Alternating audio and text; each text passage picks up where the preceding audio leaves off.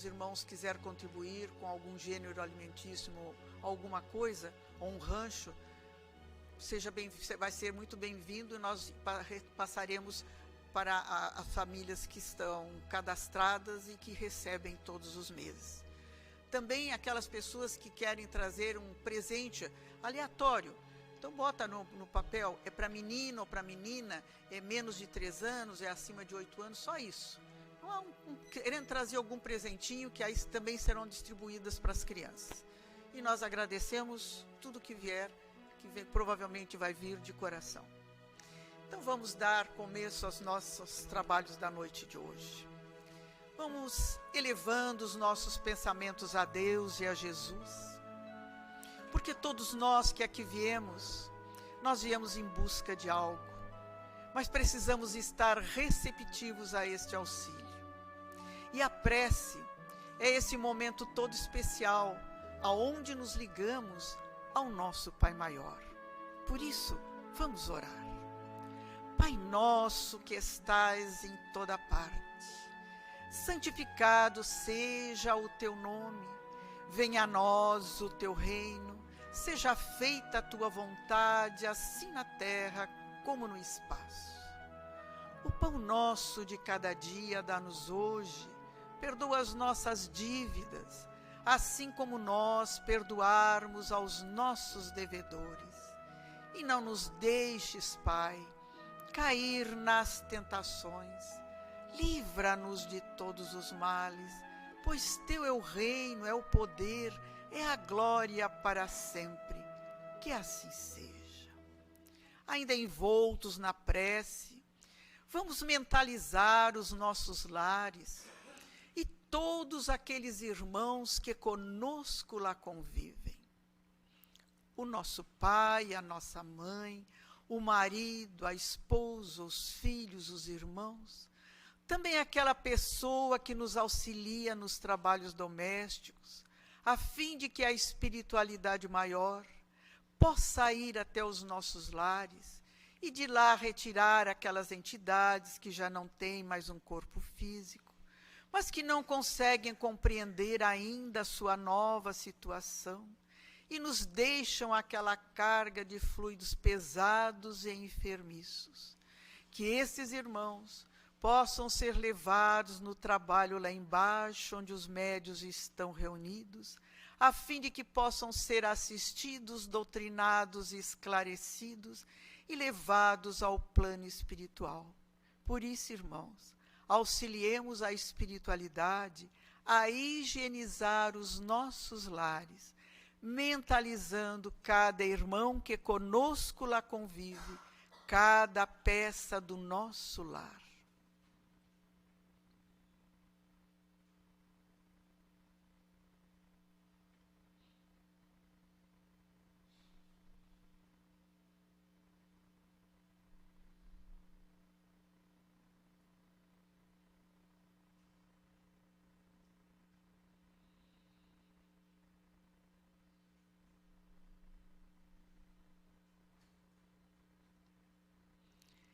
Senhor, tu mesmo disseste que onde aqui estivessem reunidas 2 ou mais pessoas, ali estarias. E nós aqui estamos reunidos em teu nome. Dá a cada um de nós, segundo as nossas necessidades e o nosso merecimento. Esse trabalho é de desobsessão coletiva, né? Um trabalho diferente, diferenciado, mas que muito nos auxilia a todos nós, porque aqueles irmãos que estão conosco, que nos acompanham, que às vezes estão nos nossos lares, são atendidos lá embaixo nas salas. Então, enquanto estamos aqui ouvindo o Evangelho, lá eles são auxiliados, esses irmãos. E nós vamos então dar uma leitura do Evangelho, é do capítulo 5º, o versículo 23. Os tormentos voluntários. Vive o homem incessantemente em busca da felicidade, que também incessantemente lhe foge, porque felicidade sem mescla não se encontra na terra. Entretanto, malgrado as vicissitudes que formam o cortejo inevitável da vida terrena, poderia ele pelo menos gozar de relativa felicidade, se não a procurasse nas coisas perecíveis e sujeitas às mesmas vicissitudes, isto é, nos gozos materiais, em vez de procurar nos gozos da alma, que são prelibar dos gozos celestes, imperecíveis, em vez de procurar a paz do coração, única felicidade real neste mundo, ele se mostra ávido de tudo o que o agitará e turbará, e coisa singular. O homem, como de intento, cria para si tormentos que está nas suas mãos evitar. Haverá maiores que os que derivam da inveja e dos ciúmes? Para o invejoso e o ciumento não há repouso. Estão perpetuamente vibricitantes. Os que têm os têm e os outros possuem lhes causam insônias. Dão-lhes vertigens os que lhes estão próximos. Toda a alegria em excitar no que se lhes assemelham pela insensatez, a raiva dos ciúmes que os devora. Pobres insensatos, com efeito não imaginam sequer que amanhã, talvez, terão de largar todas as frioleiras cuja cobiça lhe envenena a vida. Não é a eles, de certo, que se aplicam estas palavras, bem-aventurados aflitos, pois que serão consolados, visto que suas preocupações não são aquelas que têm no céu as compensações merecidas, que de tormentos, ao contrário, se poupa aquele que sabe contentar-se com o que tem, que nota sem inveja o que não possui, que não procura parecer mais do que é. Esse é sempre rico, porquanto se olha para baixo de si e não para cima. Vê sempre criaturas que têm menos do que ele. É calmo, porque não cria para si necessidades quiméricas. E não será uma felicidade a calma em meio das tempestades da vida? Fenelon, Lyon, 1860. Então, o Evangelho ele nos fala, né, que nós estamos eternamente em busca da felicidade. Queremos uma felicidade plena, mas não existe uma felicidade sem a mescla de uma dificuldade, de um sofrimento. Passamos por momentos felizes. E uma das causas é porque nós colocamos a felicidade em cima das coisas materiais. Daquela casa maravilhosa que eu tanto sonho, daquele carro importado, como é que maravilha, né? Daquela casa de praia, daquele passeio, viagens. Já percebemos que a maioria das vezes colocamos a felicidade aonde nós não estamos? Quando eu tiver uma casa, quando eu tiver aquele carro sonhado, aquela casa de praia, nós não colocamos a felicidade onde nós estamos. Colocamos sempre distantes de nós. Mas essa não preenche o nosso interior. Nós ficamos satisfeitos quando adquirimos, mas depois passa. Porque a verdadeira felicidade são as espirituais, os verdadeiros valores, né? Onde nem inveja, nem ciúmes dá o meu vizinho que tem aquilo que eu mais desejava, aquele carro, ai, potente, que maravilha. Mas que adianta a potência do carro quando ele vai nas estradas e tem que ir no máximo 110? O carro simples vai levá-lo no mesmo lugar que o carro todo cheio do lero-lero. E só que aquele do lero-lero, no final do mês, eu vou ter que pagar. E aquilo que pode me dar tormentos e dores de cabeça. Às vezes eu não tenho dinheiro para pagar, mas eu quero ostentar para os outros, achando que isso vai me trazer felicidade. Grande engano da nossa parte. Isso não traz felicidade a ninguém. Mas conta-se que havia um homem sentado num banco de jardim, quando parou um automóvel e a pessoa desceu e perguntou a ele: o senhor mora aqui há muito tempo nessa cidade? Ele disse: ah, sim. Como é que é o pessoal aqui? São bons moradores? De onde o senhor veio? Como é que era? Ótimo. Estou saindo por motivo de serviço. Adorava ficar lá. Estou até com pena de sair da cidade. E aqui, diz ele, olha, o senhor vai encontrar o mesmo tipo de pessoa. Aqui também é assim. pessoas ótimas, o senhor vai adorar morar aqui. E a pessoa agradeceu e foi. Um outro homem parou também seu carro e perguntou, mora aqui, senhor? É bom morar aqui? Como é que é o pessoal? Ele disse, de onde você vem? Como é que era? Horrível. Estou dando graças a Deus, estou indo embora. Estou vindo para cá, estou dando graças a Deus. Cheio de preconceito, aquele povo de lá, eu não tolerei. E o daqui, como é que é? Ele disse, olha, aqui também é a mesma coisa. Quer dizer, cada um vê de uma forma as coisas. Se eu sou dessa forma, eu vou ver dessa forma. E felicidade não é uma estação, é a maneira como eu levo a minha vida. Eu não adianta ficar só invejando e com ciúmes daquele outro que tem. Eu não preciso ter os ciúmes dentro da minha vida simples para ser feliz. Eu posso ser muito feliz na minha vida simples. Vou ter umas dificuldades, todos temos. Mas eu vou conseguir superá-lo se eu colocar a minha fé no Criador, no meu Pai maior, nas minhas preces. E que a paz do Divino Mestre nos possa envolver. A exposição da noite está a cargo do nosso irmão Patrick Fernandes, ele é da cidade de Tubarão. Então, vamos vibrar para que ele encontre facilidade no tema que preparou para todos nós, que é tipos de amor e progresso da alma.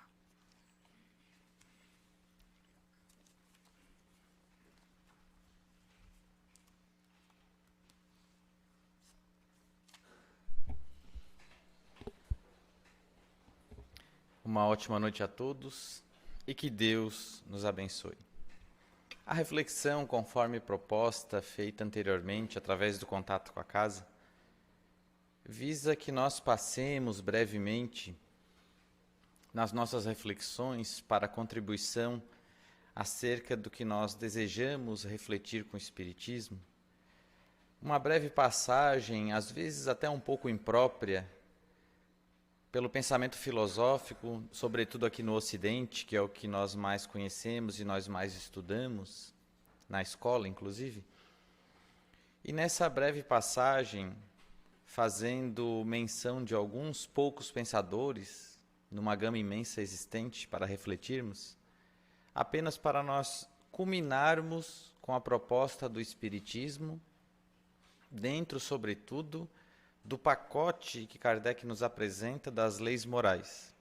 As leis morais estão, como sabemos, colocadas na terceira parte da segunda edição de O Livro dos Espíritos, de 1860 e seguintes, e terminam pelo seu desenvolvimento grandemente posto na obra chamada O Evangelho segundo o Espiritismo, que é uma obra organizada toda ela por Kardec, e que muito mais que 50% dos textos ali escritos são de autoria do próprio Kardec.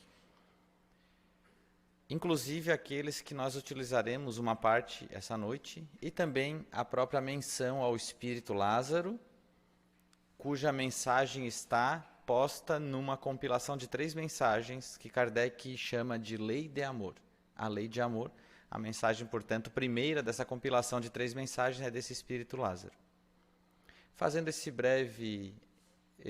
breve apresentação, voltemos ao nosso pensamento sobre o amor e suas conjecturas, numa obra apresentada por um filósofo que marcou o Ocidente do pensar, como sendo o filósofo mais estudado, daí que na própria academia ele é chamado, o seu pseudônimo até de O Filósofo. Por excelência, Platão é o filósofo que participa de todo e qualquer tipo de discussão filosófica, aquele homem que era um matemático, um pensador do seu tempo, alguns séculos antes do Cristo, apresentara numa obra chamada Banquete. Banquete, uma espécie de uma reunião onde as pessoas se punham a degustar alimentos, bebidas e outras coisas. Naquela breve reunião, cujas personagens ele coloca na forma de diálogo, apresenta as reflexões sobre Eros. Eros, na mitologia daquela Grécia antiga, é essa presença do amor, que Platão apresenta ali diferentes reflexões quanto a Eros. E nos discursos que ele apresenta, os discursos que ele não concorda, sobretudo, tem o nome das personagens que não é Sócrates. Sócrates é o personagem que quase sempre apresenta o discurso que ele entende como sendo o seu. E o primeiro discurso da obra O Banquete é o de Fedro. E nós nos deteremos muito brevemente sobre a sua colocação, os seus apontamentos, porque nos servirá para nós caminharmos nestes poucos minutos do nosso pequeno encontro desta noite. Fedro apresenta uma ideia de eros, ou amor. Não havia língua portuguesa naquele período, para quem não estiver situado, mas este eros, amor que Fedro apresenta, ele serve-nos para pensar nos dias de hoje, porque nós desejamos tratar da nossa vida aqui e não apenas ficar nos deliciando, nos deleitando com o pensamento destes grandes filósofos do passado, mas é como se ele olhasse para o amor na vida social que nós temos e dissesse que numa sociedade cujos indivíduos são compostos, são organizados entre amantes e amados, essa sociedade seria a sociedade ideal, seria a sociedade que tinha a presença de eros, do amor, e o amor era a mais excelente das virtudes para os deuses. E este amor ali apresentado é como se nós olhássemos para os indivíduos de hoje e se nós víssemos, por exemplo, na figura de um senador. Senador é um termo fácil de nós pensarmos, identificar uma pessoa da vida política no âmbito federal brasileiro. E este senador que tivesse esse eros, esse amor, ele, conquanto sendo aquele que amasse os seus eleitores, e os seus eleitores e seus amados fossem simplesmente o próprio povo a quem elegeu representar, defender, proteger, legislar para este mesmo povo, então jamais este senador teria qualquer postura que lhe pudesse trazer vergonha ante aos seus bem-amados. Os objetos do seu amor, os seus eleitores, a própria nação, seriam sempre aqueles a qual ele olharia e jamais fugiria à luta por um país melhor. Jamais ele abandonaria a sua atividade, mesmo que colocasse em risco a sua própria vida, porque ele temeria muito menos a morte do que a vergonha ante aos seus bem-amados. E nessa mesma proposta, apenas para entendermos a mecânica deste amor de Fedro que ali se põe, num dos exemplos que ele apresenta, ele diz que em um grupo de pessoas que compusessem um exército, cujos soldados fossem aqueles que eram entre amantes e amados, ou seja, pessoas que se amavam mutuamente, pessoas que uns amavam, outros eram amados, esses indivíduos jamais se colocariam em fuga à luta pela defesa da cidade, porque também eles não temeriam perecer na luta mais do que a vergonha de serem flagrados pelos seus bem-amados, abandonando as suas armas enquanto deveriam defender a cidade em que estavam. Imaginemos as consequências disso na nossa vida social. Nós que vivemos numa sociedade que tem tantas carências, nós, entendo pessoas que se identificassem como amantes e amados, no sentido que Fedro nos propõe, nós jamais nos colocaríamos a lesar quem quer que fosse, entendendo que o nosso bem-amado seria o outro, porque nós agora nos apropriamos do pensamento de Fedro para refletirmos com a ideia do pensamento cristão. E o outro, nosso bem-amado, é o nosso próximo e, embora não conheçamos todas as pessoas, mas em tese seria o mesmo que dizer que nós jamais nos colocaríamos a subtrair o que quer que fosse que não nos pertencesse. e nós não subtrairíamos sequer o tempo dos outros, parando em fila dupla, em local proibido, avançando o sinal vermelho, não parando na faixa de pedestre quando as pessoas desejam passar, sobretudo em dias de chuva ou de frio. Nós também não pularíamos fila, nós não tomaríamos assento quando outras pessoas com mais necessidade que nós ali estivéssemos. Nós não lesaríamos o patrimônio público, nós não sequer subtraríamos um pequeno frasco de shampoo de um hotel de luxo se nós lá um dia nos hospedarmos. Então, as consequências disso para a nossa sociedade, já que a nossa reflexão é sobre os tipos de amor e o progresso da alma, a ideia é que nós, assim vivendo, já poderíamos subtrair da vida na Terra todo tipo de crime e de agressividade. Imaginemos. Um pouco utópico, talvez. Mas sigamos com a nossa reflexão. Passemos pelo pensamento de Fedro, ultrapassando os dias em que Jesus esteve na Terra, ele que agora, portanto, alguns séculos após, muda o próprio paradigma sociológico e talvez antropológico do ser humano na Terra. Por quê? Porque as pessoas agora estão em um patamar de relativa igualdade. Igualdade que nós sabemos não existia antes do pensamento cristão na sociedade ocidental. Por quê?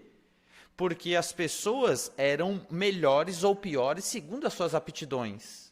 A ponto de nós percebermos em alguns países, daquelas cidades-estado existentes naquela antiga Grécia, naquele tempo, onde pessoas defeituosas, deformadas, incapazes, poderiam mesmo ser descartadas da sociedade. Por quê? Porque não servia para nada. E hoje, com o paradigma do cristianismo que surge a partir do pensamento de Jesus Cristo, então essa questão começa a modificar e nós seguiremos muitos séculos após, já chegando nos dias quase de hoje, com o pensamento de Immanuel Kant, também fazendo uma apropriação indevida do seu pensamento, mas que serve para a noite de hoje, quando este pensador germânico, ele que desencarna, apenas uma curiosidade, desencarna no mesmo ano de nascimento de Kardec, alguns meses após apenas, e ele é um dos grandes pensadores do iluminismo, um dos grandes pensadores da própria Revolução Francesa, e quem sabe até da Revolução Americana, que acontece alguns anos antes, mas uma das coisas que ele nos apresenta nas suas reflexões sobre a razão prática, nas suas reflexões sobre ética, e ética vale para nós apenas guardarmos, que ética é quase como se fosse uma ciência do bem viver, ou uma filosofia, um pensamento, uma reflexão raciocinada, obviamente, sobre a maneira do qual nós devemos viver, as discussões sobre a vida, como ela deve ser vivida. E, nesse sentido, nós vamos ao encontro, essa é a nossa proposta, ao encontro do pensamento espírita. E nessa ideia de Kant, uma das coisas que ele traz sobre o amor, e isso é muito próprio para nós já olharmos para o pensamento de Fedro, que ficou para trás, é que o amor é uma espécie de afeto. O amor não é do âmbito do querer. E aquilo que é do âmbito do querer, no sentido de vontade, como termo filosófico, significa que é algo da nossa razão. Nós escolhemos fazer, nós escolhemos pensar, nós escolhemos raciocinar, ir ou não ir nessa ou naquela direção. E o amor é uma das instâncias passivas, porque nós temos isso na filosofia de Descartes, e a ideia é que essa paixão do termo latim, do termo no latim, do termo francês, do termo no inglês, a ideia de passionalidade, de algo que surge em nós sem que nós escolhamos.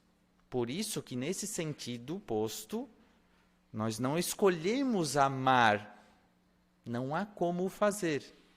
Nós podemos sentir que estamos amando ou que estamos odiando, que amamos mais ou que amamos menos. Mas depois de perceber que nós temos essa emoção, esse sentimento, isso que surge passivamente dada a nossa situação atual, ou para os materialistas, dada a nossa natureza, que é do corpo, nós vamos para o âmbito de Immanuel Kant, que é o âmbito de nós raciocinarmos, e ele nos apresenta uma reflexão que vai ter um termo chamado amor prático.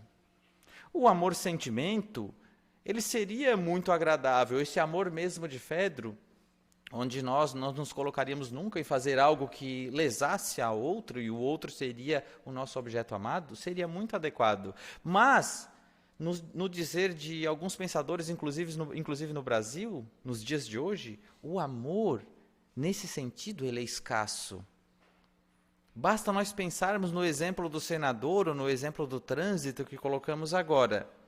E quando nós observamos noticiários, quando nós vamos em redes sociais, quando nós não concordamos com algo de maneira drástica ou quando alguém aparentemente nos lesa, mesmo numa fila de supermercado, o sentimento que nos surge não é o amor. E o sentimento do amor está escasso mesmo, ele é escasso como a sociedade se apresenta. Tem pouco amor. Nós precisamos fazer campanha para arrecadar alimento para pessoas que têm fome ou que têm necessidade. Porque as necessidades existem em um volume absurdamente grande para uma sociedade globalizada em que já tem tanta informação, que já pode viver com muito menos desperdício, que já pode fazer um esforço para talvez diminuir um pouco o excesso da sua vida, para talvez diluir a falta de alguém. Então, como há essa escassez de amor, o amor prático é aquele da nossa escolha, é a nossa decisão.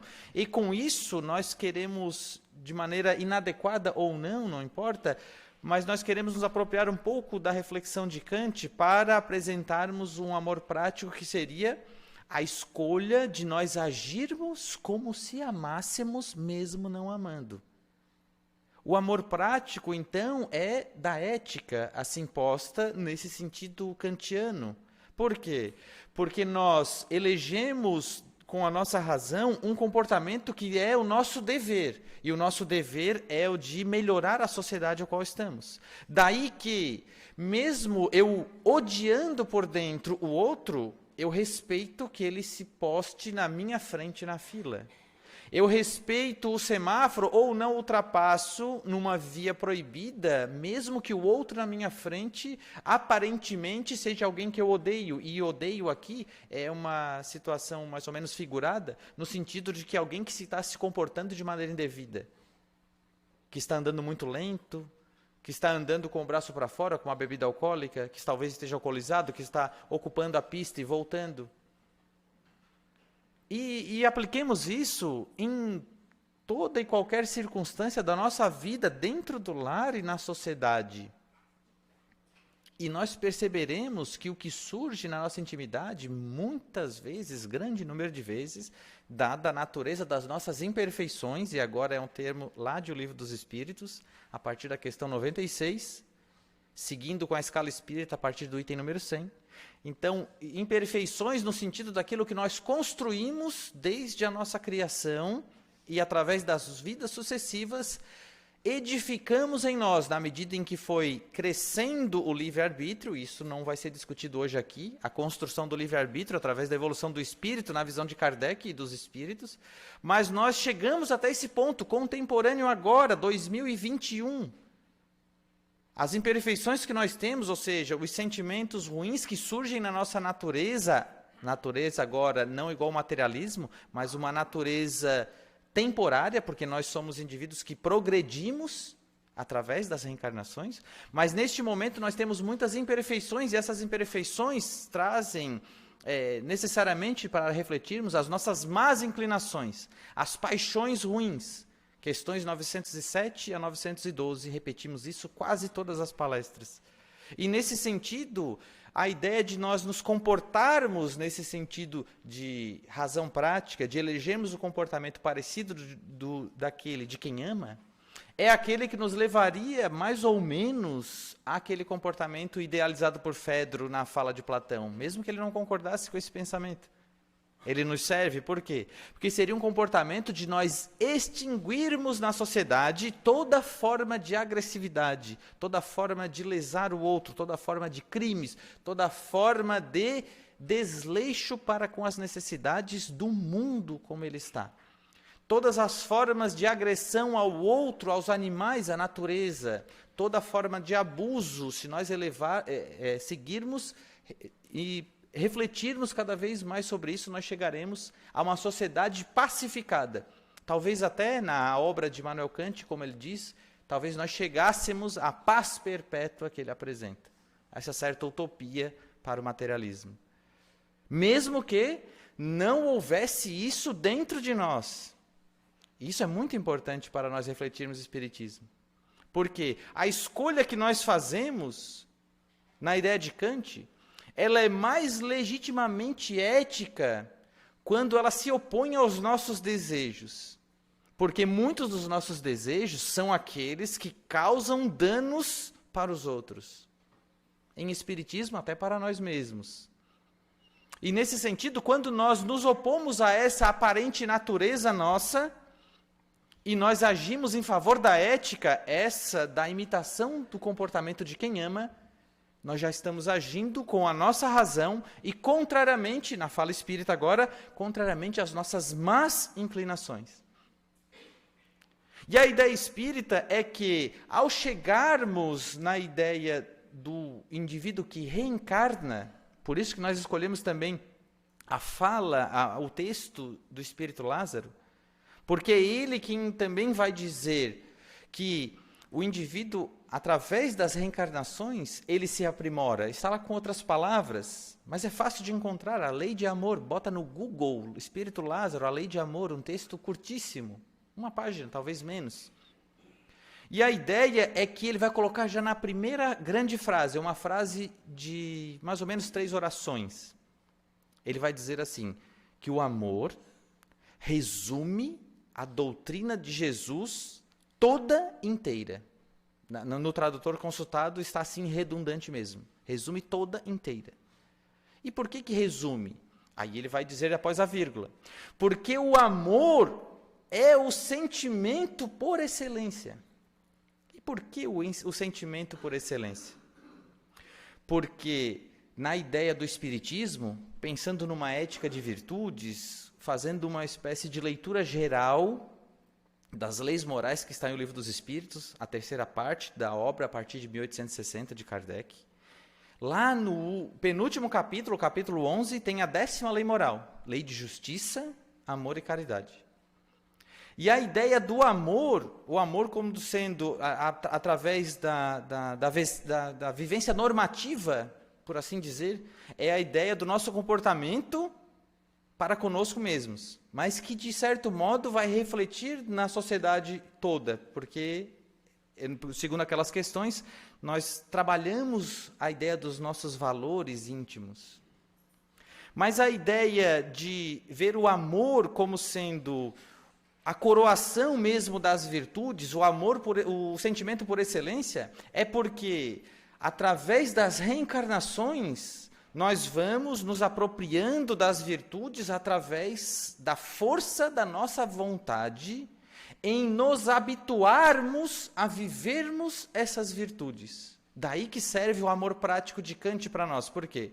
A imitação do comportamento de quem ama, conforme está lá na questão 912, quando Kardec perguntará da melhor maneira para nós vencermos as nossas más inclinações, as nossas paixões ruins, aquilo que nós colocamos dentro de nós através das reencarnações. E a resposta chega mesmo a entristecer às vezes, porque tem uma palavra só: abnegação.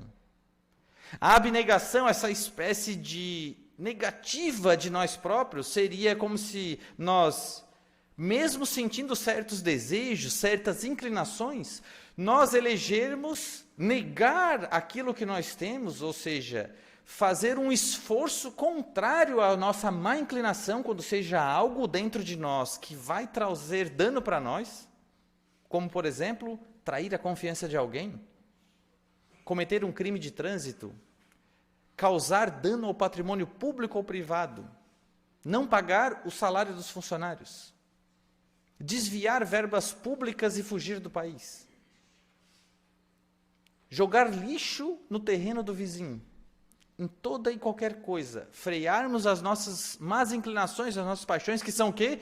Toda conduta que causa dano para nós próprios ou para os outros. Não fazer ao outro aquilo que não deseja que o outro lhe faça. Fazer ao outro aquilo que gostaria que por nós fosse feito. E na ideia da lei do trabalho, no limite das nossas forças. Nesse sentido, aqui posto, então, para nós pensarmos essa ideia de lei do amor como sendo o sentimento por excelência, eis que o espírito, na medida em que progride, ele deseja, pelo menos ele quer, ele precisa querer, para superar as suas más paixões e deixar de ter infelicidades em si mesmo, ele precisa vencer, burilar, lapidar as suas imperfeições. Por isso que é bom entender a ideia de espírito imperfeito da escala espírita, um espírito com propensão para o mal. A partir da questão 101 nós vemos isso. E nessa propensão para o mal, nós temos também o quê? As más paixões, as más inclinações e do orgulho e do egoísmo e tudo aquilo que é consequente a essas duas bases das nossas imperfeições, o orgulho e o egoísmo. Todas as vaidades, os ciúmes, as invejas, as tristezas profundas desse ponto de vista das virtudes. E a ideia de nós alcançarmos através do esforço da vontade, por isso que a reflexão que nós trouxemos era nesse sentido do progresso da alma, é de nós alcançarmos o estágio de bom espírito da escala espírita. Bom espírito, entre aspas, o termo técnico utilizado por Kardec também. Bom espírito não somos nós somos espíritos bonzinhos. Nós tomamos banho, sorrimos, cumprimentamos as pessoas no Centro Espírita Círculo da Luz. É tudo tão lindo. Nós damos a vaga para o outro passar ali fora quando o carro sair. E depois, quando nós pegamos a rodovia e ninguém mais está olhando, às vezes nós nos tornamos o pateta no volante. Lembra do desenho do pateta no volante? Procure, no YouTube tem. Então, nesse sentido, assim, o bom espírito da escala espírita, procuremos ali também a partir desses itens da escala espírita em O Livro dos Espíritos. É aquele que tem desejo do bem. E isso é perturbador porque no pensamento materialista isso não é possível. Por quê? Porque num consultório psicológico provavelmente nunca irá um bom espírito da escala espírita que tenha encarnado. Por quê? Porque ele não tem más paixões, ele não tem tristezas profundas, ele não tem ódio, inveja, ciúme, mágoa, ele não vai reclamar do seu casamento, da sua relação, do seu trabalho, não vai reclamar de absolutamente nada. Ah, mas existe isso? Existe. E onde é que eu encontro? Trabalhando a alma e crescendo, evoluindo para alcançar o próprio estado de espírito bom da escala espírita. E por que eles dizem desejo do bem? Por que não dizem assim, ó, o espírito que tem vontade do bem? Vontade do bem, todos nós podemos. E a vontade do bem é do âmbito do querer. E na medida que nós progredirmos a alma, nós teremos a espontaneidade em nós do bem. E essa espontaneidade em nós significa o desejo do bem. Por que o bom espírito, por que o anjo guardião, nos termos lá da doutrina do anjo guardião, como está em O Livro dos Espíritos, por que ele deve ser sempre um bom espírito da escala espírita? Por consequência, por quê? Porque ele nunca terá um desejo mau. O anjo guardião nunca terá um desejo mais ou menos assim. Quer saber de uma coisa? Se lasque. Não tem. Não acontece. Mas isso parece uma utopia. Mas parece mesmo. Principalmente se nós não estamos acostumados a refletir a obra de Kardec. Mas é simples a reflexão. Principalmente se nós buscarmos compreender a diferença entre o bom espírito e o espírito imperfeito. O bom espírito, ele já está apto a viver em um mundo diferente do nosso. E o nosso, o mundo do quê? De provas e expiações. Expiações com X. Né? E no mundo de provas e expiações com X ainda tem a expiação com S, que é o que o vizinho faz na nossa vida. Expia tudo que a gente faz, que é uma barbaridade.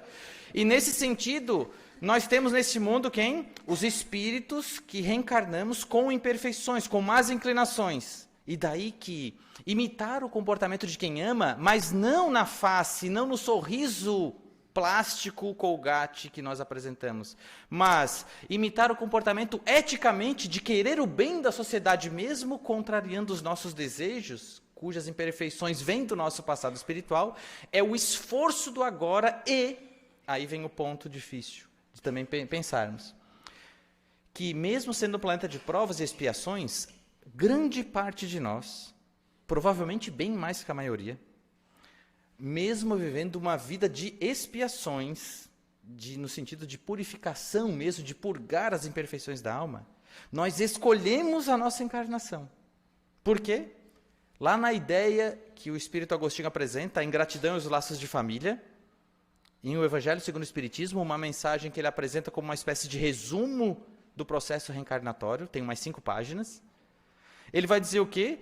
Que nós, quando desencarnamos, nós olhamos para a vida que passou, as nossas vidas passadas, e vemos no grupo daquelas pessoas, aqueles a quem prejudicamos, aqueles a quem fizemos mal, e aquilo que nos gera certo remorso, certas dificuldades e tristeza, elegemos um novo corpo para viver junto daquelas pessoas.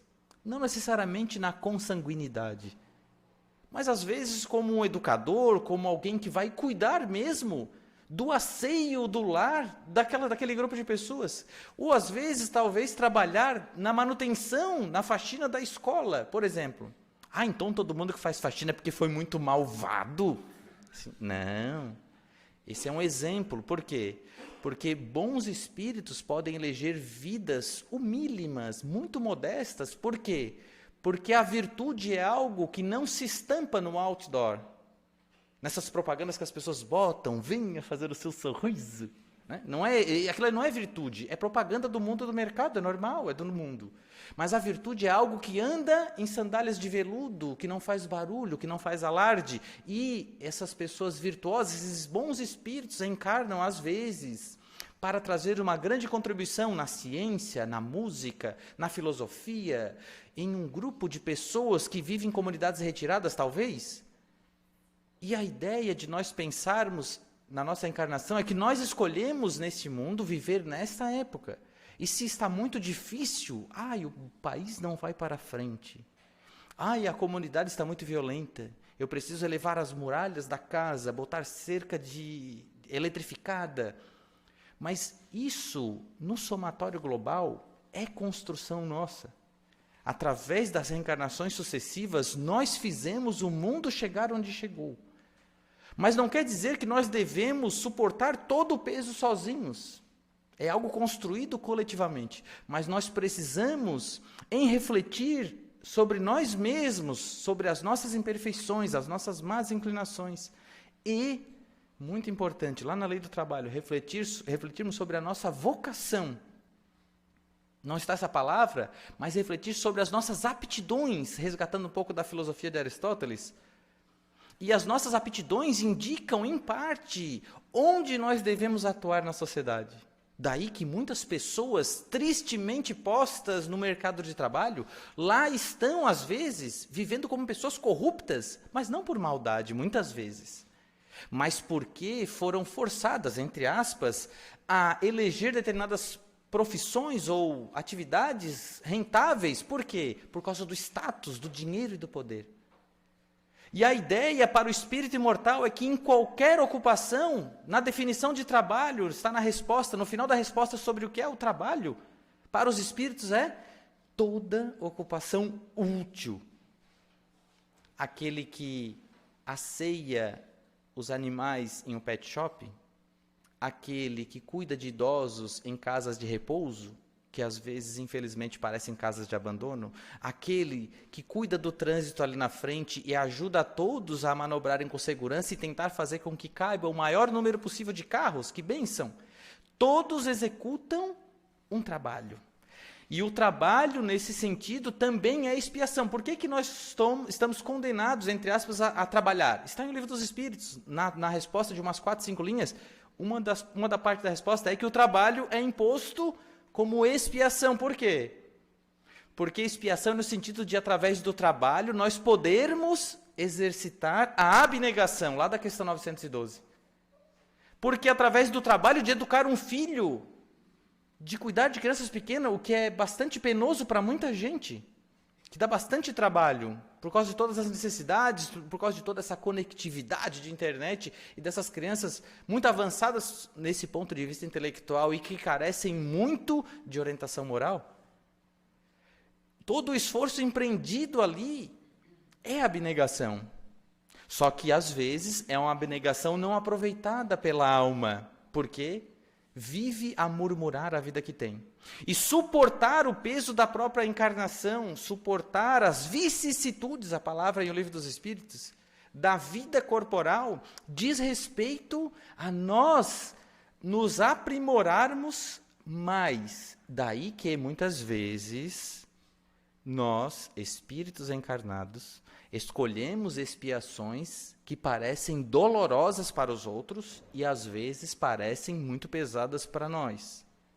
E essa escolha não é, isso é uma tentativa de tirar um pouco essa ideia que muitos apresentam de karma, né? Essa palavra terrível que colocaram no Espiritismo, mas a ideia de que indivíduos colocam isso para poder o quê? Acelerar o seu progresso de espírito.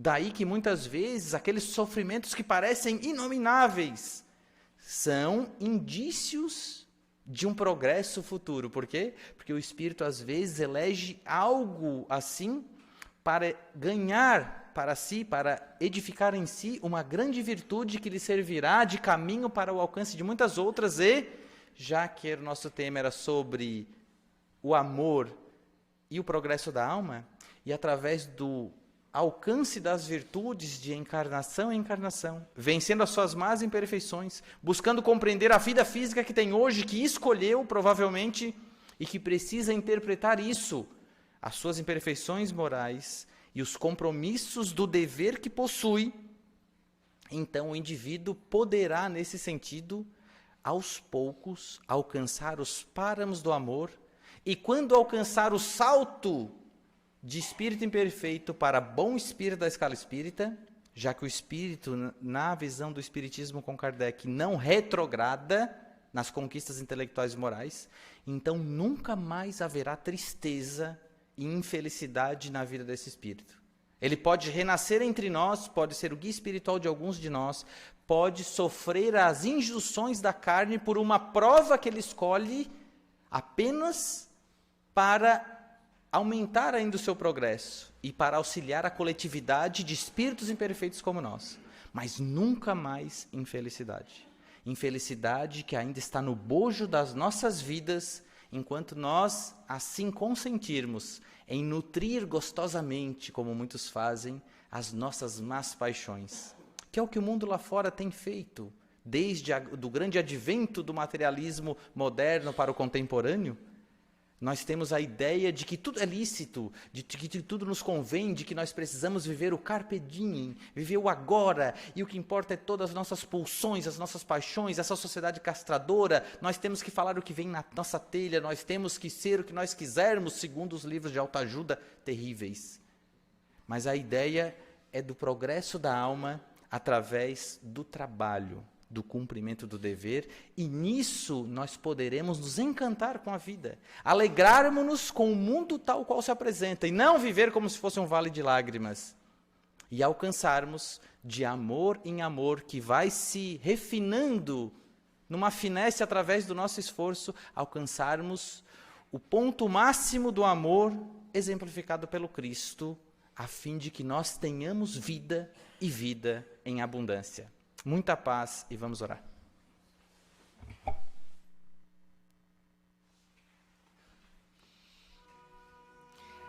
Agradecemos assim ao nosso irmão Patrick pela mensagem que deixou para todos nós na noite de hoje, nos falando do amor.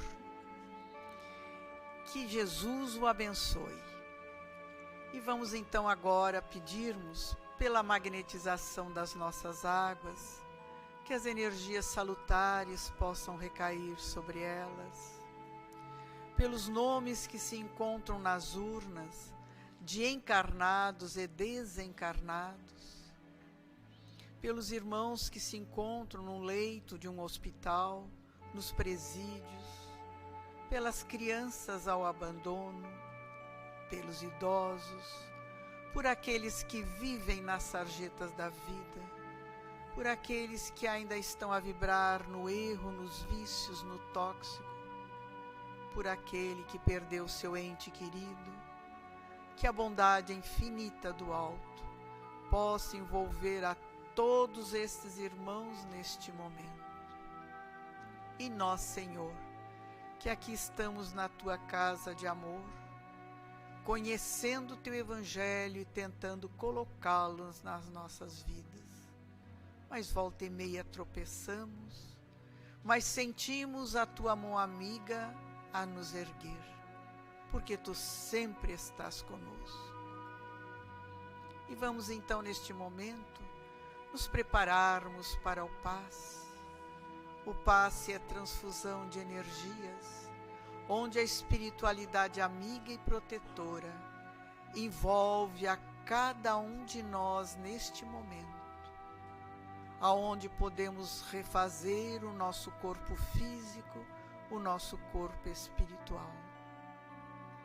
Vamos sentir como uma luz a penetrar todo o nosso ser, a entrar pelo nosso centro coronário e reabastecendo de energias todos os centros de força. O momento do passe é o momento de amor do nosso Pai para conosco, aonde neste momento, ligados ao nosso Pai maior, a Jesus, o nosso irmão maior, aurimos todas as energias para o nosso refazimento. E unidos que aqui estamos num só sentimento e num só coração, a Ti elevamos, Senhor, nossa prece de gratidão. Pai nosso que estais em toda parte, santificado seja o Teu nome. Venha a nós o Teu reino, seja feita a Tua vontade, assim na terra como no espaço. O pão nosso de cada dia dá-nos hoje. Perdoa as nossas dívidas, assim como nós perdoarmos aos nossos devedores. E não nos deixes, Pai, cair nas tentações. Livra-nos de todos os males, pois Teu é o reino, é o poder, é a glória para sempre. Que assim seja. Em nome de Deus, de Jesus, da cúpula espiritual do Círculo da Luz, nós damos por encerrados os trabalhos de desobsessão coletiva da noite de hoje. E uma boa noite a todos.